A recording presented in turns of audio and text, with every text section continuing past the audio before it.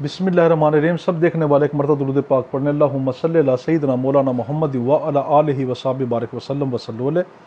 अस्सलाम वालेकुम। एडवोकेट मोहम्मद आसिफ असलम और आप देख रहे हैं Asif tuition centre channel. Law gate की सीरीज़ का सिलसिला जारी है और हम आज की वीडियो के अंदर इंशाल्लाह एक ही वीडियो में आपको पूरा का पूरा इंग्लिश जूरिस्प्रूडेंस जो है वो रिकॉर्ड करवा देंगे।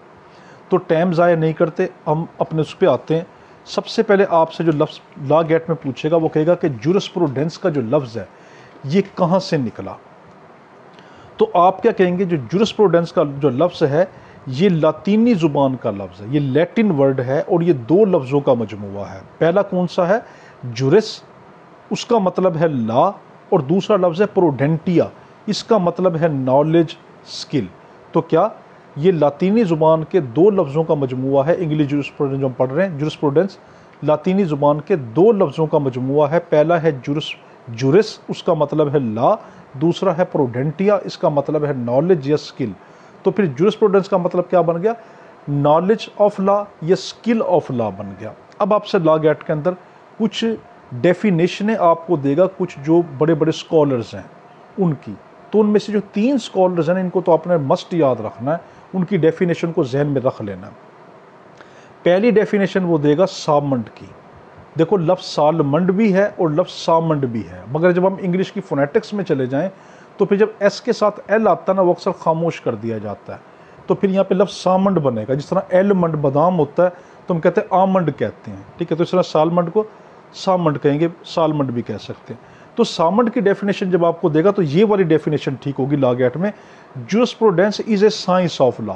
तो सामंड ने क्या कहा, jurisprudence is A science of law. अब आप याद कैसे रखेंगे, एस से सामंड, एस से साइंस, ठीक है। तो एस से सामंड, एस से साइंस। तो सामंड ने क्या कहा कि जो जूरिस्प्रूडेंस है वो साइंस ऑफ लॉ है। दूसरी आप डेफिनेशन याद रखेंगे ऑस्टन की। ऑस्टन ने क्या कहा था कि jurisprudence is a philosophy of positive law. Austin ने क्या कहा कि jurisprudence is a philosophy of positive law. ये जो जूरिस्प्रूडेंस है ये लॉ का फ़लसफ़ा है, ठीक है। तो यानी फिलॉसफी ऑफ पॉजिटिव लॉ है। हॉलैंड ने क्या कहा, हॉलैंड ने कहा jurisprudence is a formal science of positive law. Harman ने क्या कहा, jurisprudence is a formal science of positive law. अब देखो दोनों की मिलती जुलती, अब जहन में गड़बड़ आपके ना हो जाए। पहले चीज़ याद रखें, ऑस्टन ने और हॉलैंड ने दोनों ने इसको क्या कहा है, पॉजिटिव लॉ कहा है।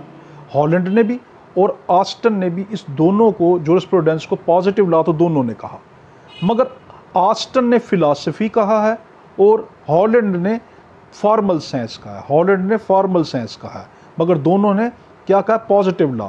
तो ऑस्टन ने क्या कहा, philosophy of positive law, Holland ने क्या कहा, formal science of positive law. ये गड़बड़ ना कर लेना, ये दोनों की अलग अलग है। अब आपसे पूछेगा लॉ गेट के अंदर कि जो जूरिस्प्रूडेंस है कि ये ग्रामर ऑफ लॉ होती है, आप कहेंगे ग्रामर ऑफ लॉ। आपसे पूछेगा कि ये रूट ऑफ लॉ होती है, आप कहेंगे ये रूट ऑफ लॉ है। आपसे पूछेगा कि क्या ये as a source of law है, आप कहेंगे सोर्स ऑफ लॉ है। आपसे लॉ गेट ने पूछेगा कि ये आई ऑफ लॉ है, ये कानून की आंख है, आप कहेंगे हाँ ये कानून की आंख है। आपसे लॉ गेट में पूछेगा जूरिस्प्रूडेंस जो है, कई मरतबा कानून के अंदर वाज़ेह तौर के ऊपर एक जुर्म के मुताल्लिक कानून नहीं लिखा होता, तो अब हम उसको कहाँ से जो है उसकी ताबीर को निकालते हैं, आप कहेंगे फिर हम उसको जूरिस्प्रूडेंस में ले जाते हैं। अब आपसे लॉ गेट में पूछेगा कि काइंड्स ऑफ जूरिस्प्रूडेंस कौन कौन सी है। इसकी बेशुमार किस्में हैं, मगर बड़ी बड़ी जो सी किस्में 5 हैं। तो पहली है एनालिटिकल जूरिस्प्रूडेंस, दूसरी है हिस्टोरिकल जूरिस्प्रूडेंस, तीसरी है एथिकल जूरिस्प्रूडेंस, अगली है सोशियोलॉजिकल जूरिस्प्रूडेंस, फिर है फिलोसॉफिकल जूरिस्प्रूडेंस। स्कैंडिनेवियन जूरिस्प्रूडेंस भी अहम है, ये भी छठी भी अहम है। अब इसके मुतालिक मैं आपको एंड के अंदर आपको इसके मुतालिक थोड़ा सा ना वो ब्रीफ थोड़ा सा आपको बता दूंगा ये कौन कौन थे, उसको आप नोट कर लेना अलग, ताकि आपका एक किस्म का उसका चार्ट की शक्ल में बना दो, उसको एक किस्म की क्या नाम है, एक स्केच की शक्ल में बना लो, ताकि आपको याद रहे। वो मैं एंड में करवा देता हूँ इंशाल्लाह।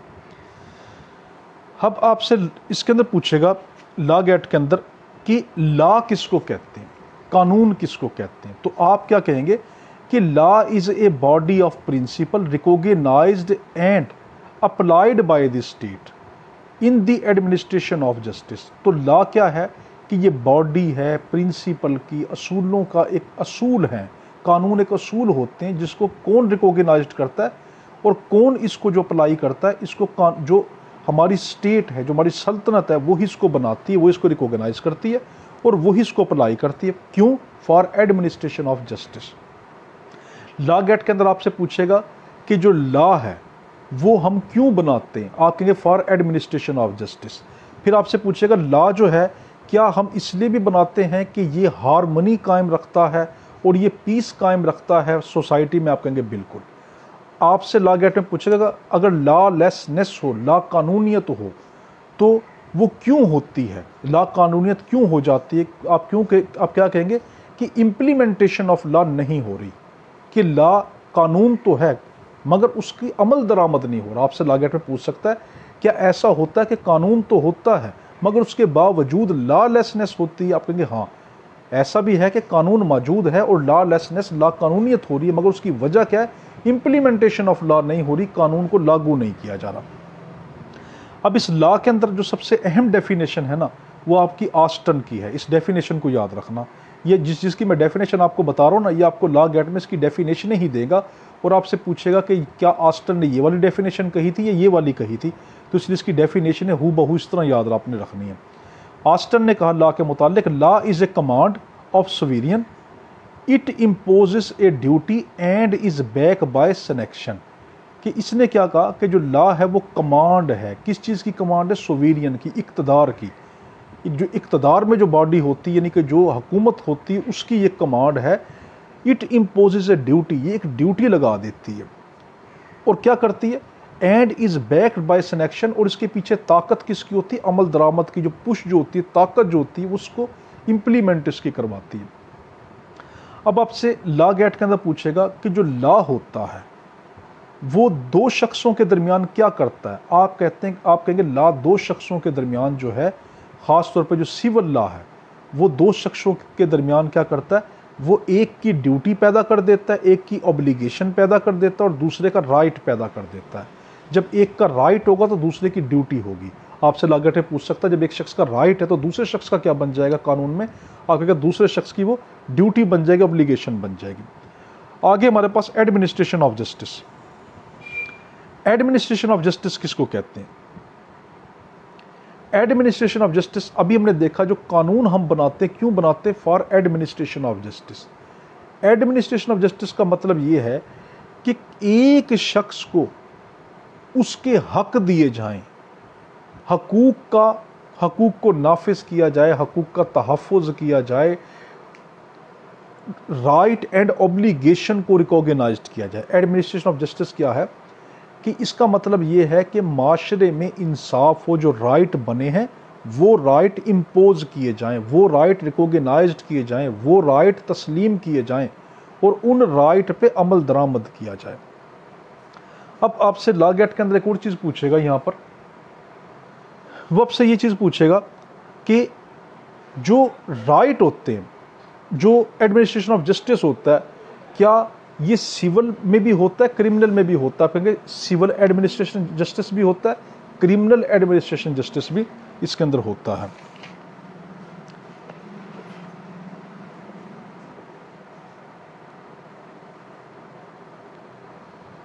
आपसे पूछेगा क्या कभी ऐसा होता है कि एक जगह पर लॉ तो है मगर लॉलेसनेस हो जाता है, और वो क्यों होता है? कानून तो है मगर लॉ कानूनियत हो जाती है, वो क्यों होती है? आप कहेंगे वो इसलिए हो जाती है कि इम्प्लीमेंटेशन ऑफ लॉ नहीं होती, कानून पे अमल दरामद नहीं किया जाता। अब है सोर्स ऑफ लॉ।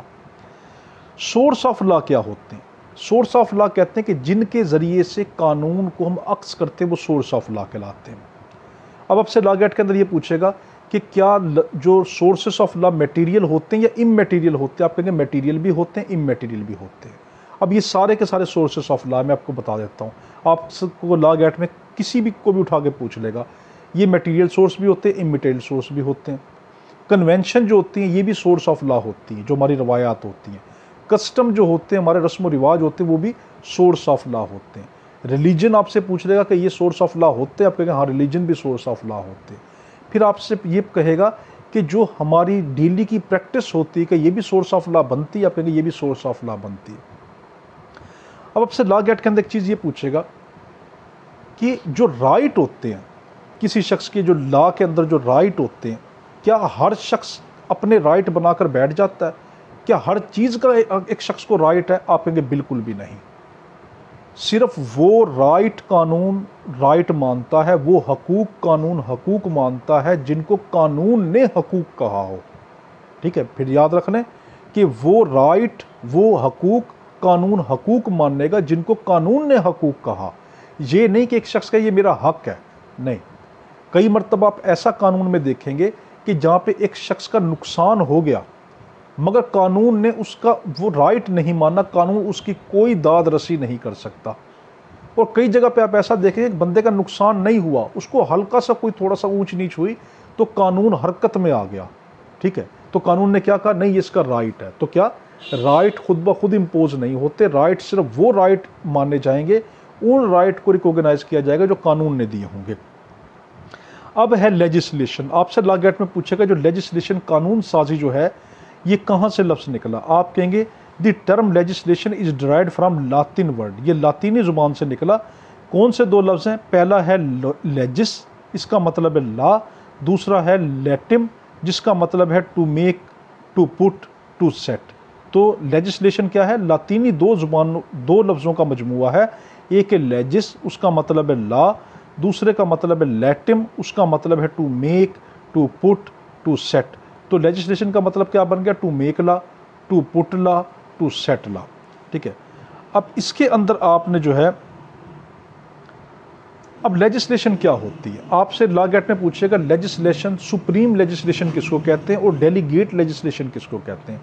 आप कहेंगे वो लेजिस्लेशन जो सोवेरियन बनाती है, जो सोवेरियन अथॉरिटी बनाती है, जिसको अथॉरिटी हो कानून बनाने की, उसको हम कहते हैं सुप्रीम लेजिस्लेशन। पाकिस्तान में वो अथॉरिटी किसको? पार्लियामेंट को। हमारी पार्लियामेंट कानून साजी करती है, वो कानून बनाती है। और सबऑर्डिनेट लेजिस्लेशन किसको कहते हैं? आप कहेंगे वो लेजिस्लेशन, वो कानून साजी कि जो सुप्रीम लेजिस्लेशन किसी और बॉडी को अख्तियार दे दे, डेलीगेट कर दे, उनको ये कह दे तुम भी ये कानून बना सकते हो। मिसाल के तौर के ऊपर यूनिवर्सिटियाँ कानून बनाती हैं, वो सारे के सारे सबऑर्डिनेट लेजिस्लेशन होती है। उसके अलावा म्यूनसिपल कमेटियाँ बनाती है, कोई और जो छोटे लोकल जो है जो लोकल जो गवर्नमेंट होती है वो अपने थोड़े बहुत कानून बना सकती है। तो वो जो क्या होते हैं, वो सारे के सारे सबऑर्डिनेट लेजिस्लेशन होते हैं। जो अथॉरिटी बनाएगी, सोवेरियन अथॉरिटी बनाएगी, वो होते हैं सुप्रीम लेजिस्लेशन। और वो कि जो सुप्रीम लेजिस्लेशन के अलावा, सुप्रीम अथॉरिटी के अलावा कोई और डेलीगेट बॉडी बनाएगी, उसको सबऑर्डिनेट लेजिस्लेशन कहते हैं। अब आपसे पूछेगा इनके अंदर सुपीरियर कौन है? आप कहेंगे जो सुप्रीम लेजिस्लेशन जो बनाएगी वो सुपीरियर, और जो सबऑर्डिनेट वाले लॉ होते हैं वो इन्फीरियर होते हैं। आपसे ये पूछ सकता है कि क्या जो उसको सबऑर्डिनेट, जो हमने जो किसी को जो सबऑर्डिनेट लॉ होते हैं उनको सुप्रीम लॉ किसी भी वक्त उनको रद्द कर सकता है, उनको कलअदम करार दे सकता है, उससे वो जो उसने पावर दी है लेजिस्लेशन की वो वापस ले सकता है? आप कहेंगे हाँ ले सकता है। अब है प्रेसिडेंट। प्रेसिडेंट किसको कहते हैं? कि केस लॉ, कोर्ट लॉ, जज मेड लॉ के, यानी केस लॉ किसको कहते हैं, प्रेसिडेंट किसको कहते हैं, इसको थोड़ा पहले समझ लें। जो बड़ी कोर्ट्स के अंदर, जो हायर कोर्ट्स के अंदर जो केस आते हैं तो वो उनका जो फैसला कर देती हैं, तो छोटी जो कोर्ट्स होती हैं उन पे लागू हो जाता है कि वो इधर उधर अपना जहन ना भटकाएं। वो अगर केस जो छोटी कोर्ट में जो केस आया है उसकी नोयत बिल्कुल वही है कि जो हायर कोर्ट के अंदर जो केस आया था, तो छोटी कोर्ट क्या करेगी, सबऑर्डिनेट कोर्ट क्या करेगी, हायर कोर्ट के फैसले को ही मान के आगे फैसला दे देगी। इसको कहते हैं केस लॉ, इसी को कहते हैं प्रेसिडेंट। प्रेसिडेंट नहीं, सदर नहीं, प्रेसिडेंट, सी से। ठीक है, तो अब आपसे लॉ गेट के अंदर पूछेगा कि ऑस्टन ने प्रेसिडेंट को क्या कहा था? आप कहेंगे ऑस्टन ने कहा था कि president is a judicial law और जुडिशरी लॉ। इसने क्या कहा था? ये जुडिशियल लॉ है या जुडिशरी लॉ है। इसकी ऑस्टन की बड़ी कीमती है यहाँ पर। अब आपसे लॉ गेट के अंदर एक और चीज़ पूछेगा, क्या प्रेसिडेंट जो है, जो हायर कोर्ट की जो प्रेसिडेंट होती है वो लोअर कोर्ट के ऊपर बाइंडिंग होती है? आप कहेंगे हाँ वो बाइंडिंग होती है, लोअर कोर्ट जो है उसको मानेगी। आपसे लॉ गेट में पूछेगा क्या लोअर कोर्ट ऐसा भी कर सकती है कि हायर कोर्ट की जो प्रेसिडेंट है उसको ना मानने? आप कहेंगे हाँ ऐसा कर सकती है, मगर करने से पहले वो लिख के देगी वो अपने फैसले में लिखेगी मैंने हायर अथॉरिटी की प्रेसिडेंट को, उसके केस लॉ को, उस फैसले को क्यों नहीं मानना, कोई वजह होगी तो नहीं मानेगा ना, और वजह लिखने की फिर पाबंद होगी। फिर आपसे लॉ गेट में पूछेगा जो प्रेसिडेंट होती है, जो हायर कोर्ट होती है, वो आपसे लॉ गेट में कहेगा जो सुप्रीम कोर्ट की प्रेसिडेंट है क्या वो पाकिस्तान के एक सूबे पे लागू है? आप कहेंगे नहीं, सुप्रीम कोर्ट की जो प्रेसिडेंट है, सुप्रीम कोर्ट के जो फैसले पाकिस्तान के तमाम सूबों पे, तमाम शहर पे, तमाम कोर्ट्स पे लागू होंगे, वो बाइंडिंग होंगे उसके ऊपर।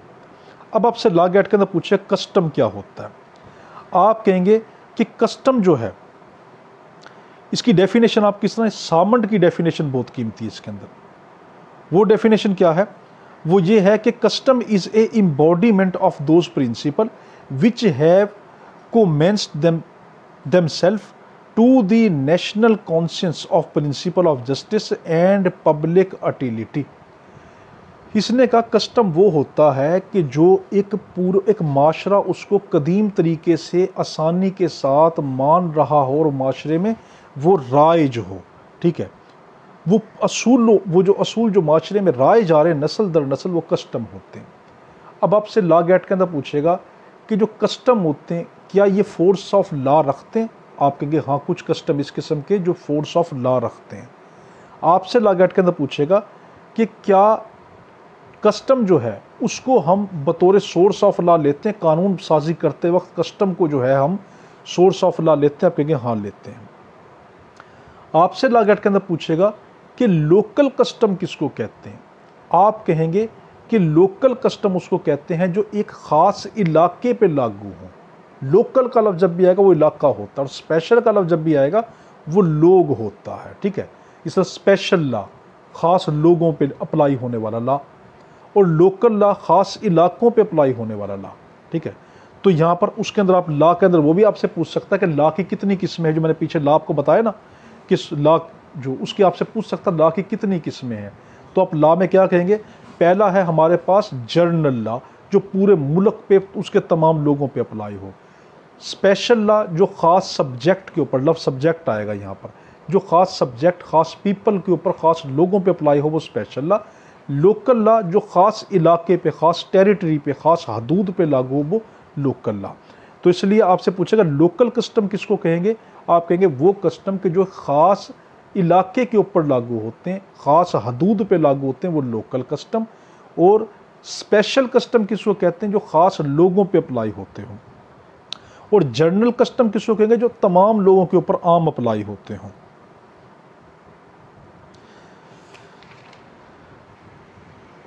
आपसे लॉ गेट के अंदर पूछेगा कि लीगल राइट, अब हम लीगल राइट पढ़ रहे हैं, लीगल राइट किसको कहते हैं? तो लीगल राइट सार्मंड की डेफिनेशन इसके अंदर बहुत अहम है। इसमें है कि a right is an interest recognised and protected by law, a rule of right. It is any interest respect for which a duty and disregard which is a wrong. Right किसको कहते हैं? लीगल राइट क्या होता है?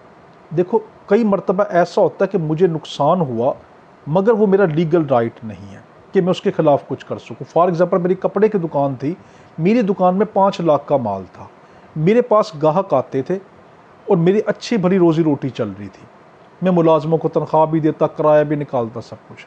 मेरे सामने एक और बंदा आया, उसने 5 करोड़ का माल डाल लिया, अब उसके पास सारे ग्राहक चले गए, मैं रोड पर आ गया, मेरा नुकसान हो गया, मगर अब मेरा लीगल राइट नहीं है कि मैं उस शख्स को जाके ये कह दूं, कानून ये कहूं कि सर जी इसने क्या नाम है दुकान खोल ली तो मैं रोड पर आ गया। नहीं, वो उसका लीगल राइट है कि वो दुकान खोल सकता, तो मेरा लीगल राइट नहीं कि मैं उसके खिलाफ ये कर सकूं। तो कई मरतबा आपका नुकसान हो जाता है मगर वो आपका लीगल राइट नहीं होता। तो अब लॉ गेट में क्या कहेगा? सबसे अहम कि क्या हर राइट लीगल राइट होता है? आप कहेंगे हर राइट लीगल राइट नहीं होता। Every right is not a legal right, only those right are legal right which are recognised by the law. सिर्फ वो जो है, जो हमारे पास जो राइट हैं वो लीगल राइट होंगे, वो कानूनी हक होंगे जिनको कानून ने तस्लीम किया हो। तो कानून हर राइट को तस्लीम नहीं करता होता। अब आपसे पूछेगा कि जो राइट होते हैं इसके लिए कितनी पार्टियां होना ज़रूरी है? आप कम से कम 2 पार्टी होना ज़रूरी है। एक वो कि जिसका राइट है और दूसरा वो जिसका ऑब्लिगेशन है। ठीक, तो राइट में कम से कम दो पार्टी होती है, तो एक का राइट होता है तो दूसरे की ड्यूटी ऑब्लिगेशन होती है। अब आपसे लॉ एक्ट में पूछेगा जब एक शख्स का राइट है तो दूसरे की क्या बन जाएगी, आप कहते दूसरे की ड्यूटी या ऑब्लिगेशन बन जाएगी। अब आपसे पूछेगा दूसरे की एक की ऑब्लिगेशन या एक की ड्यूटी है तो दूसरे का ऑटोमेटिकली राइट हो जाता है। अब आपसे पूछेगा अगर कोई शख्स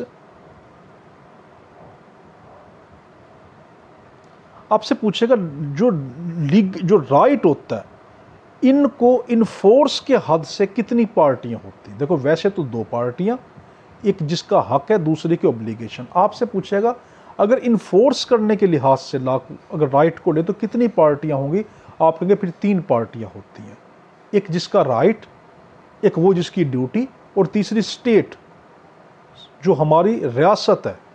क्यों कि वो उस राइट को रिकॉग्नाइज करेगी ना। वैसे राइट जो होता है दो पार्टियां इसमें होती हैं, मगर जब इन्फोर्स करने की बात आएगी फिर तीन पार्टियां बन जाती हैं, एक वो जिसका हक है, एक वो जिस शख्स का ड्यूटी है, और तीसरा वो स्टेट हमारी हुकूमत, हमारी सल्तनत, हमारी रियासत के जो उस राइट को मनवाएगी, उस राइट पे अमल दरामद करवाएगी। अब आपसे लॉ एक्ट में पूछेगा कि अगर कि कोई भी राइट जो है हमें लीगली इन्फोर्स करवाना हो तो उसकी कितनी जर्नल किस्में होती हैं। जर्नल किस्में कितनी है, एक है सूट फॉर डैमेजेस कि हम उसके ऊपर डैमेजेस का दावा करेंगे। अब आप यहाँ से एक और चीज़ लफ्ज़ याद रखना, आपसे लॉ एक्ट में पूछेगा डैमेज और डैमेजेस में क्या फ़र्क है।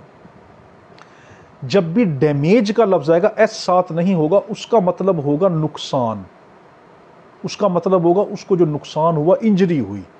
तो डैमेज का मतलब इंजरी होता है, नुकसान होता है, और डैमेजेस का मतलब होता है मुआवजा, जो आप उससे मुआवजा ले रहे हैं, जो रकम ले रहे हैं। तो देखो डैमेज और डैमेजेस में ज़मीन आसमान का फ़र्क है। डैमेज होगा तो उसका मतलब क्या होगा, इंजरी, जो शख्स को नुकसान हुआ, और डैमेजेस का मतलब मुआवजा, जो आप उससे रकम वसूल कर रहे हैं, जो आपको नुकसान हुआ था, जो आप रकम वसूल कर रहे हैं उसको डैमेजेस कहते हैं।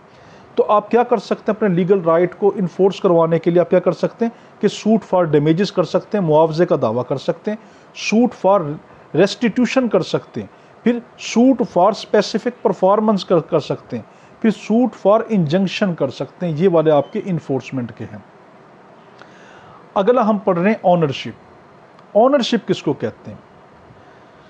ऑनरशिप आपको कहते हैं कि किसी शख्स की जो मलकियत होती है। अब इसमें सामंड की डेफिनेशन बड़ी अहम है। सामंड ने इसके अंदर क्या कहा, इसने कहा ownership denotes the relation between a people and right that is vested in him. कि ओनरशिप किसको कहते हैं कि ये एक ताल्लुक है किसके दरमियान, लोगों के दरमियान, उसके हक के दरमियान जो उसको मिले हैं। अब ओनरशिप क्या होती, पोजेशन क्या होती, दोनों में फ़र्क है। ओनरशिप किसको कहते हैं? ओनरशिप कहते हैं जो कोई शख्स मालिक हो, वो ओनरशिप होती है, और ओनरशिप हमेशा डी जर होगी। याद रखना, ओनरशिप डी जर होती है और पोजेशन जो है डी फैक्टो होती है। अब डी जर डी फैक्टो क्या होती है? डी जर होती है जो कानून जिसको तस्लीम करता हो, कानून जिसको तस्लीम करे, जो कानूनी जो बात होगी वो डी जर होगी, और डी फैक्टो जो हकीकत है वो। अब मिसाल के तौर के ऊपर मेरे पास ये मोबाइल है, ये मेरा नहीं, मगर मैंने इसको उठाकर अपनी पोजेशन में ले लिया। अब ये मेरी पोजेशन में है, ये हकीकत में मेरी पोजेशन में, मगर कानून के लिहाज से, डी जर के लिहाज से पोजेशन में नहीं है, डी फैक्टो के लिहाज से मेरी पोजीशन में। डी फैक्ट का मतलब क्या है कि मैं इसको अपने हाथ में लिए बैठा हूं, सब लोग देख रहे हैं, मगर हकीकत में डी जर के हिसाब से मैं इसका मालिक नहीं हूं। बल्कि कौन मालिक है? जो हकीकत में मालिक है। तो जिसको जो कानून जिसको कहेगा वो डी जर होता है, और कानून ओनरशिप को कहता है कि डी जर है। और जो पोजेशन है वो डी फैक्टो होती है कि वो कानून बेशक उसको ना माने। कई मरतबा ऐसा होता है कि शख्स की पोजेशन है मगर कानून उसको नहीं मानता होता। तो ओनरशिप किसको कहते हैं? ओनरशिप उसको कहते हैं कि किसी शख्स की ज़ाती मलकियत जिसको कानून रिकॉग्नाइज्ड करे, वो राइट जो एक शख्स अपने पास रखता है कि कानून उसको रिकॉग्नाइज्ड करता है, तो हम इसको क्या कहते हैं? डी जर ओनरशिप, कानून के जरिए से। अब ओनरशिप के अंदर क्या क्या होता है आपसे लॉ एक्ट में पूछेगा। आपसे लॉ एक्ट में पूछेगा ओनरशिप जो होती है लीगल होती है, आप कहेंगे हाँ ओनरशिप लीगल होती है। आपसे लॉ एक्ट में पूछेगा क्या ऐसा हो सकता है कि एक शख्स एक चीज़ का मालिक है, उसकी ओनरशिप है, मगर पोजेशन वो ना रखता हो? आप कहेंगे हाँ ऐसा हो सकता है कि उसका मालिक है मगर पोजेशन में किसी और की है। मिसाल के तौर पर जो आप किराए का मकान देते हो, मालिक आप होते हो, ओनरशिप आपकी, मगर पोजेशन में वो किराएदार के होता है। अब आपसे लॉ गेट के अंदर पूछेगा क्या ऐसा हो सकता है कि ओनरशिप आपकी है मगर आप उसको फिजिकली अपने हाथ में नहीं रखते? आप कहेंगे हाँ, बेशुमार मिसालें ऐसी हैं कि जिसके अंदर ओनरशिप हमारी है मगर हम उसको अपने फिजिकली उसको हम होल्ड में नहीं रखते। आपसे लॉ गेट ने पूछेगा ऐसी कौन सी मिसाल है? तो आप कहेंगे जो मकान होते हैं, जो हमारी प्रॉपर्टी होती है, वो हमारी ओनरशिप है मगर उसको गले लगा के तो नहीं रखे होते, बल्कि हमारी ओनरशिप में होता है। फिर आपसे पूछेगा लॉ गेट के अंदर कि एलिमेंट ऑफ ओनरशिप क्या है, ओनरशिप के एलिमेंट क्या है? आपका पहला है राइट टू यूज, तो उस पहला है राइट टू यूज। ओनरशिप जो मलकियत है हमें हक दे देती कि हम उसको यूज कर सके। अब मेरे पास जो मैंने अंगूठी पहनी है, अब ये मेरी ओनरशिप है, अब कानून ने मुझे इजाज़त दे दी कि मैं इसको यूज कर सकता हूँ, पहन सकता हूँ। फिर है राइट टू पोजेस, मुझे कानून ने हक दे दिया कि मैं इसको पोजेस कर सकूं। याद रखना, पोजेस को पोजेंडाई भी कहते हैं। राइट ऑफ पोजेंडाई का मतलब क्या होता है कि आपकी चीज़ को अपने हाथ में रखे, अपनी कब्जे में रखे। राइट ऑफ पोजेंडाई या राइट ऑफ पोजेस का मतलब क्या है कि अपने कब्जे में कोई चीज़ रखना। तो कानून ने मुझे, जब मेरी ओनरशिप है तो मुझे हक दे दिया कि मैं उसको अपने कब्जे में भी रख सकता हूँ।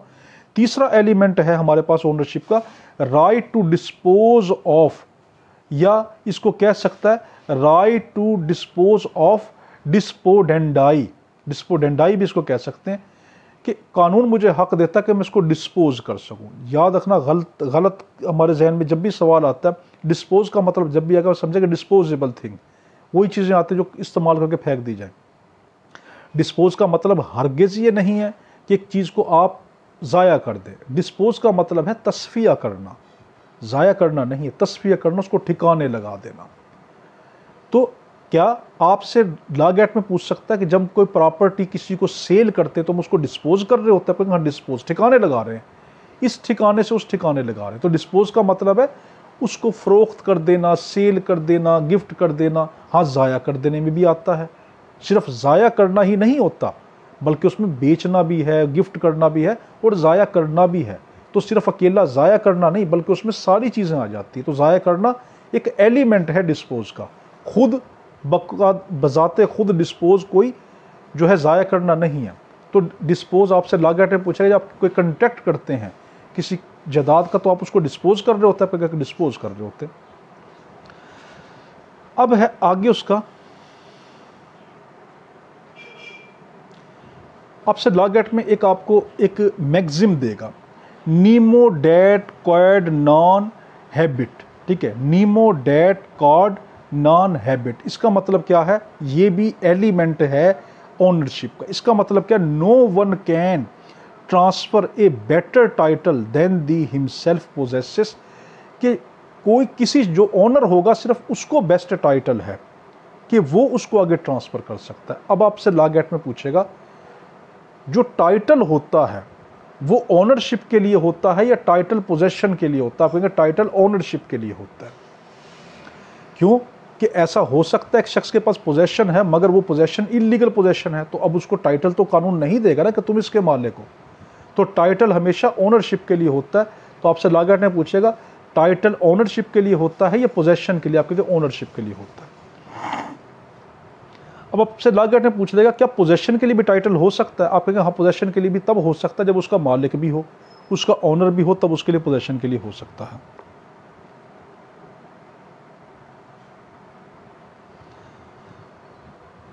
तो अब हम देखते हैं आगे पोजेशन किसको कहते हैं। ठीक है, वो हमने पढ़ा था ओनरशिप, अब है पोजेशन। पोजेशन के मुतालिक क्या है? सामंड की ही है इसके अंदर कि possession reflect a relation of a person with a material object which is to continuing a material object which is continuing exercise of this material object। ये कहा पोजेशन का मतलब है किसी चीज को जिस्मानी लिहाज से कब्जे में कर लेना। अब देखो, ये मैंने जिस्मानी लिहाज से कब्जे में किया, ये मेरी पोजेशन में है। अब आपसे लॉ गेट ने पूछा कि हम हर चीज़ को जो है वो अपने पोजेशन में कर सकते हैं, फिजिकली पोजेशन में लेके आ सकते हैं? आप कहेंगे हर चीज़ को फिजिकली पोजेशन में नहीं लेके आ सकते। जैसे मिसाल के तौर पर जो हमारे राइट्स हैं वो हमारी पोजेशन तो है। मिसाल के तौर पर मैं किताब कोई लिखता हूँ तो वो मेरी पोजेशन है, वो किताब मेरी पोजेशन, मगर वो मेरे ऐसे राइट हैं कि जो मेरे इंटेलेक्चुअल राइट हैं, वो मेरी प्रॉपर्टी कौन सी बन गई? इंटेलेक्चुअल प्रॉपर्टी बन गई। मगर जनरल सेंस में पोजेशन का मतलब होता है कि चीज़ को आप फिजिकली लिहाज से, जिस्मानी लिहाज से कब्जे के अंदर लें। अब आपसे पूछेगा कि जो लॉ गेट ने पूछेगा जो पोजेशन है उसके लिए कौन कौन से एलिमेंट होना ज़रूरी है। पहला है फिजिकल कंट्रोल। तो लॉ गेट में पहला आप क्या बताएंगे कि पोजेशन के लिए क्या चीज़ है? फिजिकल कंट्रोल, के चीज़ पे आपका फिजिकल कंट्रोल होना ज़रूरी है। दूसरा इंटेंशन, आपको पता भी हो कि ये मेरी पोजेशन है। कई मरतबा ऐसा होता है कि एक बंदे की पोजेशन है मगर उसको पता नहीं कि ये मेरी जायदाद है। मिसाल के तौर के ऊपर कई मरतबा चीज़ के आप मालिक होते हैं, आपसे लॉ गेट में पूछेगा क्या ऐसा होता है कि एक शख्स उसका ऑनर है मगर उसको पता ही ना चले कि मैं इसका ऑनर हूँ? हाँ, हो सकता है। मिसाल के तौर के ऊपर कि मेरी एक प्रॉपर्टी मेरे नाम पे है, मेरे बाप दादा की जायदाद है, मगर मुझे नहीं पता कि कागजात में मेरे बाप दादा की जायदाद, वो वैसे ही प्लाट पड़ा हुआ है, तो ऐसा हो सकता है। आगे है विजिबिलिटी। पोजेशन के लिए 3 चीज़ें होना ज़रूरी है। पहला है फिजिकल कंट्रोल, जिस्मानी आपको उस पर कंट्रोल हो। दूसरा इंटेंशन, आपको पता भी हो कि ये मेरी चीज़ थामी हुई है, ये मेरे कंट्रोल में है। तीसरा विजिबिलिटी, वो नज़र भी तो आए कि आपने थामी हुई है। अब मैं कहूँ ये हवा मैंने थामी हुई है, ना तो मैंने थामी भाई, ना किसी को नज़र आ रही, ना मेरा इस पर फिजिकल कंट्रोल है, तो ये पोजेशन में नहीं हुई। अब आपसे लॉ गेट में पूछेगा कि कौन कौन से बेसिक पॉइंट्स हैं, कौन कौन से बेसिक जो है एलिमेंट हैं, या कौन कौन से बेसिक इंग्रेडिएंट है पोजेशन के। पहला है कॉर्पस पोजेशन। कॉर्पस पोजेशन किसको कहेंगे? कि आप ये कहेंगे कि आपने उसका जिस्म कंट्रोल में कर लिया। देखो कॉर्पस का लफ्ज़ जब भी आएगा वो क्या होगा? वो जिस्मानी होगा। कॉर्पस जिस्मानी होता है, जिसका जो जिस्म रखता है वो कॉर्पस होता है। तो कॉर्पस पोजेशन का पहला जो है इंग्रेडिएंट है वो कॉर्पस पोजेशन, कि आपने उसको फिजिकली कंट्रोल में लिया। दूसरा है एनिमस पोजेंडाई। एनिमस पोजेंडाई का मतलब क्या है? It is this subject element in possession. इसका मतलब है जो चीज़ आपने पोजेशन में ली हुई है, यानी वो चीज़, एक है फिजिकल कंट्रोल, एक है वो चीज़ बजाते खुद उसका एलिमेंट, ठीक है, उसकी यानी मेंटली जो आपका जो एलिमेंट होता है उसको कहते हैं एनिमस पोजेंडाई, सिंपल वर्डिंग में। बाकी कानूनी लफ्ज़ों का तो बहुत पेचीदगी में चला जाता है। अब आपसे पूछेगा पोजेशन की 2 बड़ी किस्में कौन सी हैं? आप कहेंगे पोजेशन की 2 बड़ी किस्में, एक है पोजेशन इन फैक्ट, एक है position in law. Possession in fact का मतलब क्या है? ये चीज़ हकीकत में मेरे हाथ में है, ये पोजेशन इन फैक्ट है। और एक है पोजीशन इन लॉ, बेशक वो चीज़ मेरे कब्जे में नहीं है, मेरे हाथ में नहीं है, मगर कानून ने वो मेरे पोजेशन में दी। जैसे ये मकान, मैं उसको हाथ में थाम के तो नहीं बैठा हुआ, मगर कानून के लिहाज से ये पोजेशन इन लॉ है, ये मेरे कब्जे में। अब आपसे लॉ गेट ने पूछा कि जो पोजेशन इन लॉ होता है वो लीगल होता है या इलीगल होता है? आप कहेंगे जो पोजेशन इन लॉ होता है वो हमेशा लीगल होता है। आपसे पूछेगा पोजेशन इन फैक्ट क्या हमेशा लीगल होगा? आप कहेंगे पोजेशन इन फैक्ट लीगल हो भी सकता है और इलीगल भी हो सकता है, लीगल नहीं भी हो सकता। एक शख्स ने हकीकत में तो चीज़ थामी हुई है, मोबाइल मैंने थाम लिया, हो सकता है मैंने किसी की जेब से निकाला हो या किसी का पड़ा मैंने वैसे वो हाथ में ले लिया, तो ये पोजेशन इन फैक्ट है। तो पोजेशन इन लॉ हमेशा लीगल होता है, पोजीशन इन फैक्ट लीगल हो भी सकता है, नहीं भी हो सकता। आगे है हमारे पास पर्सन। पर्सन किसको कहते हैं? पर्सन कहते हैं, यानी पर्सन की 2 किस्में। आपसे लॉ गेट पूछेगा पर्सन की कितनी किस्में? आप कहेंगे पर्सन की 2 किस्में, एक है नेचुरल पर्सन, एक है लीगल पर्सन। नेचुरल पर्सन उसको कहते हैं कि जो इंसान बजाते खुद एक लिविंग थिंग हो, जैसे मैं, इंसान, आदमी, औरत, बच्चा, बूढ़ा, जितने भी जानदार हैं इंसान, वो पर्सन होते हैं। अब दूसरा ये कि वो चीज़ कि जो पर्सन नहीं है, जो जिंदा नहीं है, मगर वो बग़ैर जिंदा होने के बावजूद कानून की नज़र में वो पर्सन है। जैसे कॉरपोरेशंस, कंपनीज, इंस्टीट्यूट जो कानून से रजिस्टर्ड हो, तो वो इदारे भी पर्सन होते। तो लॉ गेट में आपसे पूछ सकता है कि जो पर्सन होता है उसके अंदर इंसान शामिल है, लीगल पर्सन में इंसान शामिल है, आपके लीगल पर्सन में इंसान भी शामिल है, कारपोरेशन भी शामिल है, उसके अंदर क्या नाम इदारे भी शामिल है। आपसे पूछेगा नेचुरल पर्सन के अंदर, नेचुरल पर्सन के अंदर क्या कारपोरेशन, इदारे, इंस्टीट्यूट, जो फंड्स होते हैं ये शामिल है? आप कहेंगे नहीं, नेचुरल पर्सन में सिर्फ इंसान शामिल और लीगल पर्सन में ये इदारे भी शामिल और इंसान भी शामिल होता है।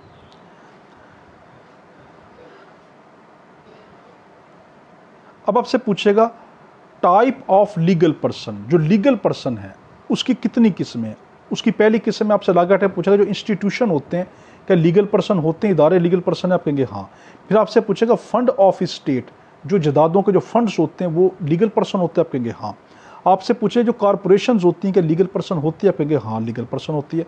फिर आपसे पूछेगा कि कॉरपोरेशन की कितनी किस्में? आप कहेंगे कॉरपोरेशन की दो बड़ी किस्में, पहली है कॉरपोरेशन एग्रीगेट, दूसरी है कॉरपोरेशन सोल।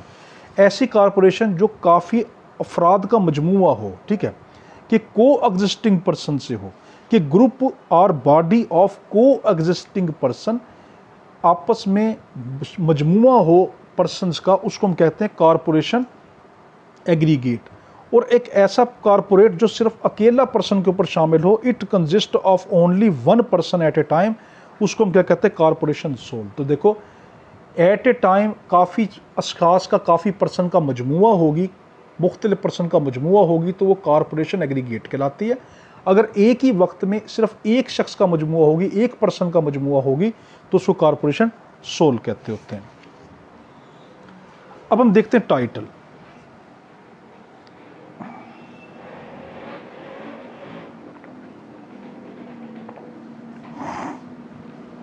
टाइटल किसको कहते होते हैं? टाइटल क्या चीज़ है? आपसे लागेट में पूछेगा टाइटल का लफ्ज़ कहाँ से निकला। बड़े गौर से समझना, टाइटल का लफ्ज़ दो ज़ुबानों का लफ्ज़ निकलता है, दो ज़ुबानें, एक रोमन ज़ुबान में से निकला टाइटुलस। रोमन ज़ुबान का कौन सा लफ्ज़ है? टाइटुलस, इससे भी टाइटल निकला। और फ्रेंच ज़ुबान टाइटर, इससे भी जो है टाइटल निकला। तो टाइटल दो ज़ुबानों से लफ्ज़ निकला, रोमन की ज़ुबान है टाइटुलस और फ्रेंच की ज़ुबान है टाइटर, इसको टाइटरी भी कहते हैं। अब जो टाइटल होता है हमारे पास, ये क्या है? टाइटल होता है हमें कोई उन्वान मिल जाए, हमें कोई एक लीगल स्टेटस मिल जाए। एक लीगल स्टेटस एक टाइटल होता है। मिसाल के तौर के ऊपर मुझे टाइटल है ऑनरशिप का, कि इस मकान का जो मालिक है, जो टाइटल है, ओनरशिप जो है, ओनरशिप ऑफ टाइटल मेरे नाम है, मेरा टाइटल है।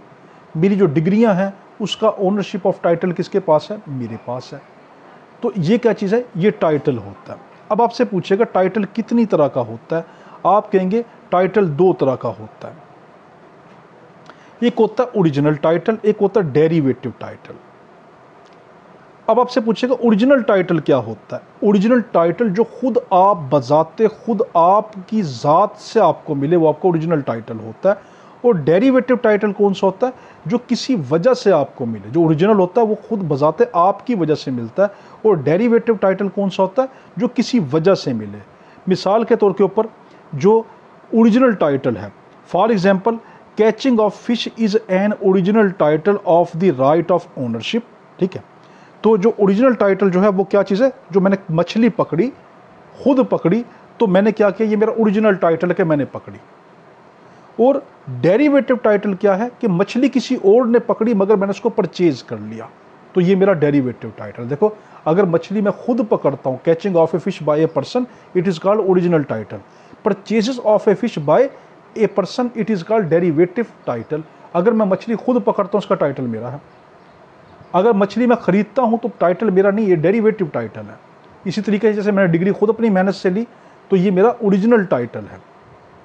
और जो मुझे जिस तरीके से IR की डिग्री एजाज़ी दे दी गई, ठीक है, तो वो जो मुझे डिग्री एजाज़ी तौर पे मिली है IR की, तो वो मेरा डेरिवेटिव टाइटल है, ठीक है। तो कई मरतबा यूनिवर्सिटी किसी शख्स को खुश होकर के इसने हमारी यूनिवर्सिटी से बहुत सी डिग्रियां हासिल की हैं, तो उससे क्या नाम है, उसको एक डिग्री दे देती है एजाज़ी तौर पर। तो इस तरीके से मुझे भी एजाज़ी डिग्री मिली हुई है कि मैंने काफ़ी सारे MA इस्लामी यूनिवर्सिटी से किए हैं, तो उन्होंने फिर मुझे खुश होकर जो है मुझे IR की डिग्री दे दी कि आपकी आखिरी डिग्री ह्यूमन सब्जेक्ट में बचती थी, सोशल सब्जेक्ट में बचती थी, तो आपने बाकी तमाम कर ली सोशल सब्जेक्ट में जो बड़े बड़ी डिग्रियां थी वो कर चुके, तो ये हमने आपको डेरिवेटिव दे दी, तो वो डेरिवेटिव हो गया। अब है ऑब्लिगेशन। अब हम अगला पढ़ रहे हैं ऑब्लिगेशन।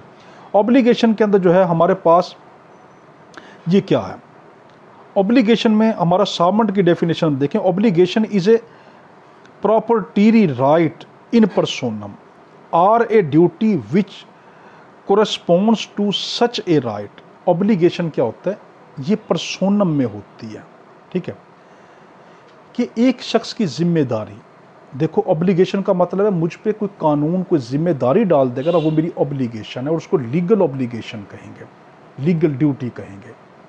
एक होती है मेरी मोरल ऑब्लिगेशन, एक होती है रिलीजियस ऑब्लिगेशन। तो ऑब्लिगेशन क्या है, रिलीजियस ऑब्लिगेशन, जो मज़हब ने मुझ पे ऑब्लिगेशन लगाई कि तुमने माँ बाप की इज्जत करनी है। एक है मॉरल ऑब्लिगेशन, रिलीजियस ऑब्लिगेशन क्या, माँ बाप की इज्जत करना, रिलीजियस ऑब्लिगेशन, अल्लाह के हक अहकाम मानना, रिलीजियस ऑब्लिगेशन। एक है मॉरल ऑब्लिगेशन कि जिसके अंदर इखलाक हमें कहता है कि तुमने ये करना है, वो क्या चीज़ हमारी जो है मॉरल ऑब्लिगेशन है। मिसाल के तौर के ऊपर कोई हम कोच में सफ़र कर रहे हैं, अचानक कोई बुज़ुर्ग आ जाए और वो खड़ा हो तो हम अपनी सीट छोड़ देंगे, ये हमारा मॉरल ऑब्लिगेशन है। एक होता है लीगल ऑब्लिगेशन, जो कानून आप पे नाफिज कर दे। मसलन कानून में आपके नाफिज है कि अगर आपके सामने कोई जुर्म हो रहा है और आप उसको कंट्रोल करने की हैसियत रखते हैं और आप उसको होने देते हैं। मेरे सामने एक बच्चे को दूसरा बच्चा छुरियों से मार रहा है, अब क्या मैं उसको बचा सकता हूँ ना, तो मेरी क्या होगी, ये लीगल ऑब्लिगेशन होगी उसको बचाने के लिए। आपसे पूछेगा जब ऑब्लिगेशन एक शख्स की होती दूसरे का क्या बन जाता है, ऑटोमेटिकली राइट बन जाता है। अब आपसे पूछेगा ऑब्लिगेशन और राइट के दरमियान इन्फोर्स करवाने वाली एजेंसी क्या होती है, आप कहेंगे इसको हम कहते हैं लीगल इन्फोर्सिंग एजेंसी भी कहते हैं, ये इसको स्टेट भी कहते होते हैं। अब आपसे पूछेगा जो ऑब्लिगेशन है इसको रिकॉग्नाइज्ड कौन करता है, कौन इसको तजवीज़ करता है, कौन इसको पहचान इसकी करता है, कौन इसको डिटरमिन करता है, आप कहेंगे इसको कानून डिटरमिन करता है। अब आपसे लॉ गेट पूछेगा क्या हर ऑब्लिगेशन लीगल ऑब्लिगेशन होती है, आप कहेंगे नहीं, हर ऑब्लिगेशन लीगल ऑब्लिगेशन नहीं होती, हर राइट जो है लीगल राइट नहीं होता। सिर्फ वो राइट और वो ऑब्लिगेशन लीगल ऑब्लिगेशन और लीगल राइट होते हैं कि जो कानून ने जिनको डिटरमिन किया हो, कानून ने उनको जो है तजवीज़ किया हो, तो वो। अब हम पढ़ रहे हैं सब्सटेंटिव लॉ और प्रोसीजरल लॉ।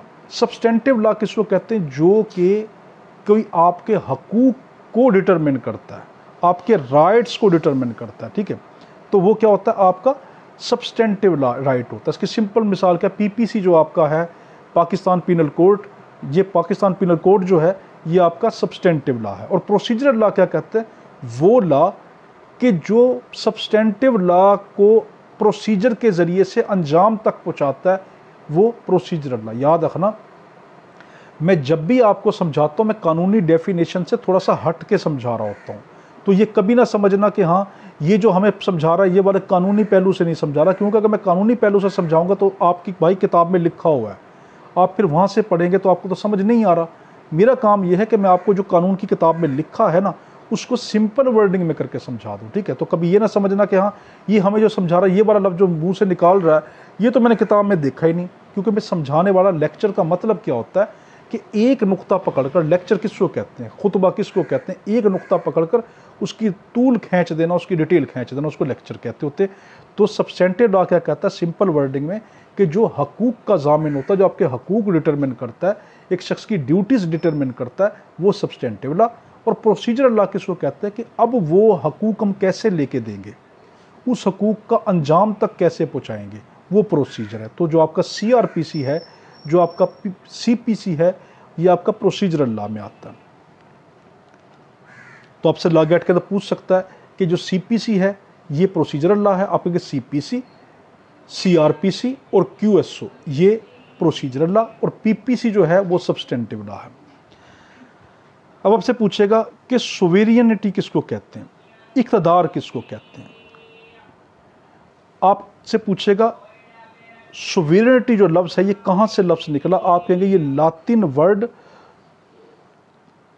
सुप्रेनस से लफ्ज़ निकला, ठीक है, सुप्रेनस से लफ्ज़ निकला, सुप्रेनस से लफ्ज़ निकला। कौन सा लफ्ज़, सोवेरियनिटी। इसका मतलब है लातिनी लफ्ज़ है ये, इसका मतलब है सुप्रीम पावर, अथॉरिटी। अब आपसे पूछेगा सोवेरेनिटी क्या शख्स और अशखास का मजमूआ होता है? आप कहेंगे हाँ, जो सुवीरियन होता है वो शख्स और अशखास का मजमूआ होता है। आपसे पूछेगा इस्लाम में सुवीरियन कौन है? आप कहेंगे इस्लाम में सुवीरियन अल्लाह की ज़ात है। और आपसे पूछेगा कि इस्लाम में सुवीरियन क्या जो वक्त का जो हाकिम होता है वो भी होता है? आप कहेंगे हाँ, असल सुवीरियन अल्लाह है, और उसके बाद जो डेलीगेटेड जो सुवीरियन है, जो उससे जो अमानतन वो अपने इक़्तिदार हासिल कर रहा है, वो हमारे पास स्टेट का जो हाकिम होता है वो। आपसे लगाते पूछेगा कि सुवीरियन इदारा भी होता है? इदारा भी सुवीरियन होता है, शख्स भी सुवीरियन होता है। जैसे हमारी पार्लियामेंट एक सुवीरियन जो है इंस्टीट्यूट है, जो क्या बनाता है? कानून बनाता है। और सुवीरियन हमारा प्रेसिडेंट सुवीरियन है, हमारा प्राइम मिनिस्टर सुवीरियन है। आपसे लागट में अगला हम पढ़ रहे हैं स्टेट। आपसे पूछेगा स्टेट किसको कहते हैं?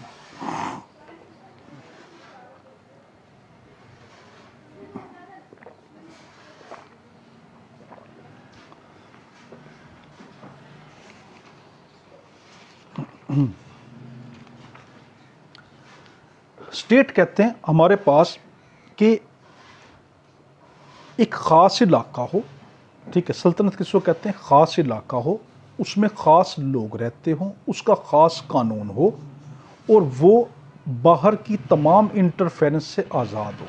State mean the specified boundary in which specified person are living, they having their own rules and regulations, and it is free from the outer interference. It is called state. State किसको कहेंगे? खास इलाका हो, जैसा पाकिस्तान एक ख़ास इलाका, एक स्टेट है, इसमें ख़ास हम लोग रहते हैं, फिर हमारा ख़ास एक अपना अंदरूनी कानून है, फिर हम बाहर की इंटरफेरेंस से पाक हैं कि कोई दूसरा कंट्री आकर में मुदाखलत नहीं कर सकता, हमारे इंटरनल अफेयर के अंदर कोई मुदाखलत नहीं कर सकता। तो ये स्टेट होती है। अब आपसे ये लॉ एक्ट के अंदर पूछेगा कि स्टेट के अंदर के एलिमेंट कौन कौन से हैं? आप कहेंगे स्टेट के एलिमेंट 4 होते हैं। पहला है पॉपुलेशन, कि उसकी आबादी हो। दूसरा टेरिटरी, उसकी हदूद हो। तीसरा गवर्नमेंट, उसके अंदर कोई जो गवर्नमेंट हो। और चौथी क्या है? सोवेरेनिटी, उसमें कोई इक़्तिदार हो, इक़्तिदार की पावर हो। तो ये 4 एलिमेंट जो स्टेट के होते हैं, जो लॉ एक्ट में पूछेगा। कोई एक भी मिस हो जाए तो आप कहेंगे वो स्टेट नहीं हो सकती। पॉपुलेशन ना हो, बाकी सारे हों, स्टेट नहीं होगी। गवर्नमेंट ना हो, सब कुछ हो, स्टेट नहीं होगी। टेरिटरी ना हो, सब कुछ हो, स्टेट नहीं होगी। अब आपसे लॉ एक्ट पूछेगा कि तमाम स्टेट जो है दुनिया की वो रिकॉग्नाइज्ड हैं? आप कहेंगे दुनिया की तकरीबन तमाम स्टेट रिकॉग्नाइज्ड हैं, मगर कुछ स्टेट ऐसी हैं जो रिकॉग्नाइज्ड नहीं है, जिनको जो अक़वाम मुत्तहिदा ने और दुनिया के कुछ ममालिक ने उनको स्टेट नहीं माना, उनको आज़ाद मुल्क नहीं माना, ठीक है। अब है हमारे पास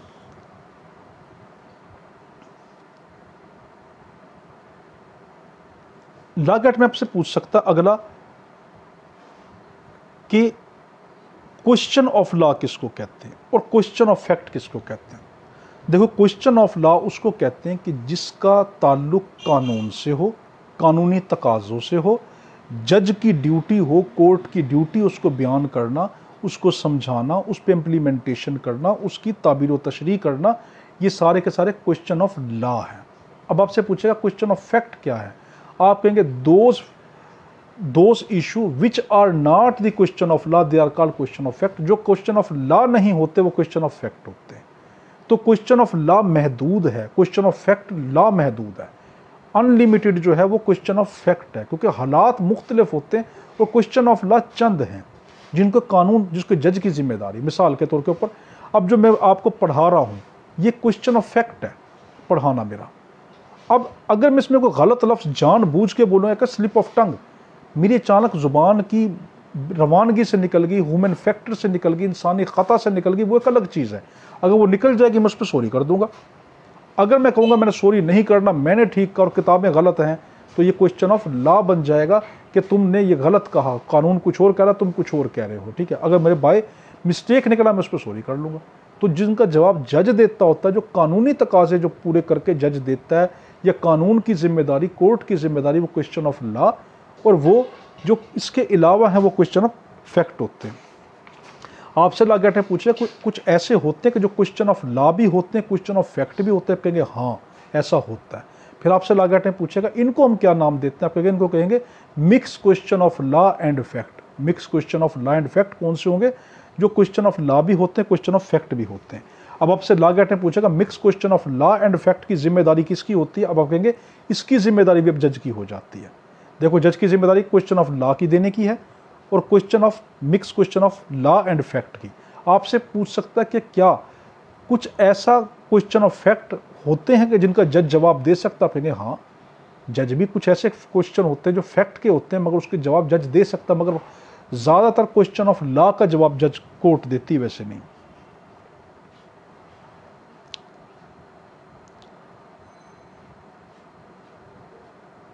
अब आपसे लॉ गेट के अंदर पूछेगा, एक है मैंडेटरी, ठीक है, क्वेश्चन, एक होते मैंडेटरी क्वेश्चन, एक होते डिस्क्रिशनरी क्वेश्चन, ठीक है, यानी question of law question of fact के अंदर आपसे पूछेगा मैंडेटरी क्वेश्चन कौन से होते हैं, आप कहेंगे वो क्वेश्चन जिनका जवाब देना लाजिम हो, वो मैंडेटरी क्वेश्चन है। और डिस्क्रिशन क्वेश्चन कौन से है, जो सवाबदीद पर हो, किसी की सवाबदीद पर हो, वो चाहे तो जवाब दे चाहे ना दे। मैंडेटरी क्वेश्चन का जवाब मस्ट है, इसलिए लॉ गेट के अंदर जब भी शैल का लफ्ज आएगा आपको जो आएगा उसका मतलब वो मैंडेटरी प्रोविजन है, उसका करना लाजिम होता है। और जब मे का लफ्ज आएगा वो डिस्क्रिशनरी जो है, वो फैक्ट है, डिस्क्रिशनरी मामला है, चाहे तो उसका अथॉरिटी जवाब दे, उसके मुतालिक करे या ना करे, उसकी सवाबदीद पे होता है। अब है इंटरप्रिटेशन। इंटरप्रिटेशन किसको कहते हैं, कानून के अंदर जो है इंटरप्रिटेशन कहते हैं कि एक चीज़ के मुतालिक कानून जो है वो 51 मिनट की हो चुकी है, बस हम ख़त्म कर रहे हैं इसको। तो आपसे पूछेगा इंटरप्रिटेशन क्या होते कि कोई ऐसा मामला जो कानून के अंदर वजाहत से ना हो और कानून उसकी ताबीर व तशरीह करे, उसको इंटरप्रिटेशन कहते हैं। अब वो नाम आपने बस याद रख लेने कौन कौन से हैं। तो वो कौन कौन से हैं, पहला है गोल्डन प्रिंसिपल या rule of interpretation, golden rule of interpretation या गोल्डन प्रिंसिपल पहला। दूसरा है मिसचीफ प्रिंसिपल या मिसचीफ रूल। अगला है हमारे पास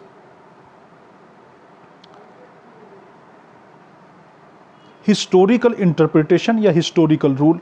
फिर है सोशियोलॉजिकल इंटरप्रिटेशन, सोशियोलॉजिकल रूल। फिर logical interpretation, logical rule. Strict and equitable interpretation या स्ट्रिक्ट एंड इंटरप्रिटेशन रूल।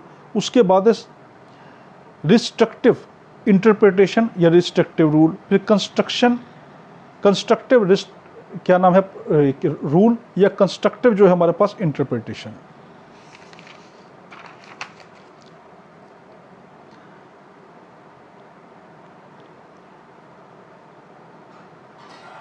आगे है हमारे पास, आपसे पूछेगा कि पुनिशमेंट क्या है, पुनिशमेंट क्या होती है। पुनिशमेंट कहते हैं हमारे पास कि कोई ऐसी फाइन या पेनल्टी जो कि हम लॉ को की वायोलेशन के ऊपर देते हैं, उसको पुनिशमेंट कहते हैं। देखो पुनिशमेंट क्या है कि एनी पेनल्टी और fine which is imposed after the violation of any law, it is called punishment. आपसे पूछेगा क्या इखलाकी कोई वायोलेशन किसी रूल की हो गई तो क्या कानून पुनिशमेंट देगा, आप कहेंगे नहीं। इखलाकी सिर्फ कानून की जब कोई शख्स वायोलेशन करेगा, कानून की खिलाफ वर्जी करेगा, पुनिशमेंट होती है। आपसे कहेगा पुनिशमेंट की कितनी किस्में हैं, आप कहेंगे पुनिशमेंट की जो है बड़ी बड़ी ये किस्में हैं 5। डेटिरेंट थ्योरी, पुनिशमेंट की कौन सी थ्योरी है, डेटिरेंट थ्योरी, कि डर पैदा कर देना, कि डर। उसके बाद है प्रिवेंटिव थ्योरी, कि ये ऐसी थ्योरी कि जो जो जुराइम को रोकती है। आगे है हमारे पास क्या चीज़ है, रिफॉर्मेटिव थ्योरी, कि जो इस्लाह करती कि दोबारा जुर्म ना हो। कंपनसेटिव थ्योरी, वो थ्योरी कि जो हमें ये बताती है कोई जुर्माना आयद करती किसी शख्स के ऊपर कि हमने उस पर जुर्माना लगाना है, जुर्माने के ज़रिए उससे बदला लेके देना, वो कंपनसेटरी। फिर है हमारी आगे क्या है हमारे पास, रेट्रोबेटिव थ्योरी, यानी बदले की थ्योरी, कि जिसने जो किया उसके साथ वैसा हो। ये हमारा यहाँ तक का। अब थोड़ी सी और कोई मिक्स जो है वो तो आपको बता देता हूँ। अब है हमारे पास यहाँ पर ऑबिटर डिक्टा किसको कहते हैं, ठीक है। ऑबिटर डिक्टा कहते हैं कि इसको कहते हैं कि ओपिनियन या approach expressed in judgment by way of. Obiter dicta क्या होता है, by way of, saying by way of, कि ये वो चीज़ कि जो एक जज कोई चीज़, कोई फैसला, जजमेंट करते वक्त बाय वे कह दे, उसको समझाने के लिए कह दे, ये ओबिटर डिक्टा होता है। क्या ओबिटर डिक्टा जो होता है ये बाइंडिंग होता है, ये बाइंडिंग प्रेसिडेंट है? नहीं। आगे है रेशो डिसेंडाई कि रीज़न टू डिसाइड, वो वजह, उसने ये फैसला क्यों किया, इसको क्या कहते हैं? Reason to decide. तो उसको रेशो डिसेंडाइड कहते हैं या रेशन डिसेंडाइड कहते हैं इसको। ओबिटर डिक्टा क्या होता है? कोई फैसला करते वक्त बाय वे ऑफ, उसको समझाने के लिए कह दे तो ये बाइंडिंग नहीं होता। कोई फैसला करते वक्त समझाने के लिए कोई बात जज कह दे तो वो ओबिटर डिक्टा होती है, ये बाइंडिंग नहीं होती। और जो हमारे पास जो है रेशो डिसेंडाई किसको कहते हैं, ये वो होती है कि वो रीज़न, वो वजूहात कि जिनकी बुनियाद पर जज इस फैसले तक पहुंचा है, उस रीज़न को रेशो डिसेंडाई कहते हैं और ये बाइंडिंग होती है, ये ज़रूरी होती है। अब आप उसको देख लें कि ये जो मैंने आपसे कहा था कि आखिर में आपको स्कूल ऑफ थाट बताऊंगा। तो स्कूल ऑफ थाट क्या है? हमारे पास ये स्कूल ऑफ थाट है। 5 स्कूल ऑफ थाट को अपने जहन में रखना है। पहला है हमारे पास रियलिस्टिक स्कूल ऑफ थाट। पहला क्या है? Realistic school of that, jurisprudence में, इंग्लिश जूरिस्प्रूडेंस में रियलिस्टिक स्कूल ऑफ थाट। इसका जो है, इसके जूरिस्ट कौन कौन से है? इसका ग्रे है, ओलिवर है, ठीक है, हॉलम्स है, जेरमी फ्रैंक्स है, ये इसके हैं। और इसकी थ्योरी किसके ऊपर बेस्ड है? इसकी theory based on the respective of the lawyers and जजेस, ठीक है। ये किसके ऊपर बेस्ड है? ओ based on the perspective of the lawyer and जजेस के ऊपर कौन सी है? Realistic theory. इसका जो बानी है, फाउंडर है, वो है हैंस। इसका बाउंडर जो है वो हैंस मॉर्गेंट है, ठीक है। दूसरी आपने जो थ्योरी याद रखनी है वो आपने याद रखनी फिलोसफिकल स्कूल, और ये इसको कहते हैं नेचुरल लॉ। दूसरा स्कूल ऑफ थाट क्या है? दूसरा मकतब फ़िक्र क्या है इंग्लिश जूरिस्प्रूडेंस में? फिलोसफिकल स्कूल ऑफ थाट या नेचुरल स्कूल ऑफ लॉ या नेचुरल स्कूल ऑफ थाट है। इसके जूरिस्ट कौन से हैं? इसका है ग्रोटिस है, अरिस्टोटल है, रोसू है, ठीक है। ये थ्योरी किस चीज़ पे बेस्ड है? Based on the universal moral order के ऊपर, कि यूनिवर्सल जो मॉरल ऑर्डर होते हैं, यूनिवर्सल मॉरल प्रिंसिपल होते हैं, उनके ऊपर बेस है फिलॉसफी की। इसका फाउंडर कौन है? अरिस्टोटल। अब अगली हमारी सोशियोलॉजिकल स्कूल ऑफ थाट। इसकी क्या है? इसके जूरिस्ट कौन कौन से हैं? इसके हैं रोस्को पाउंड है, अगस्ट कॉमेटे है, इसके ये बड़े बड़े जो हैं इसके जूरिस्ट हैं। ये थ्योरी किसके ऊपर बेस है? ये बेस है कि ताल्लुक सोशियोलॉजी के अंदर क्या है और लॉ में क्या है। ये क्या बताती है हमारे पास? सोशियोलॉजिकल थ्योरी क्या बताती है? ये सोशियोलॉजिकल स्कूल ऑफ थाट क्या बताता है कि relation between law and sociology, के माशरियात में जो हमारे पास जो है सोशियोलॉजी उसके अंदर, और हमारे पास क्या नाम है लॉ में क्या वो है। इसका फाउंडर कौन है? August Comte. अगली हमारी analytical school of thought, it is also known as imperative school of thought, इसको ये भी कहते हैं।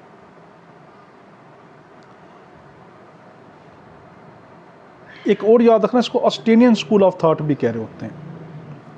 इसके जूरिस्ट कौन से? जर्मी बेंथम और ऑस्टन, ठीक है। ये किसके ऊपर बेस करती है? कि relation of law with the state and the government. ये किसके बयान करती है? कि ये रिलेशन बताती है कि ये कौन सा ताल्लुक है कानून का और कौन सा ताल्लुक है कानून का रियासत के साथ क्या ताल्लुक है। इसका जो फाउंडर है वो जॉन ऑस्टन और जेरी बेंथम है। आखिरी है हमारी हिस्टोरिकल स्कूल ऑफ थाट। तो इसके कौन है? इसके जूरिस्ट कौन कौन से?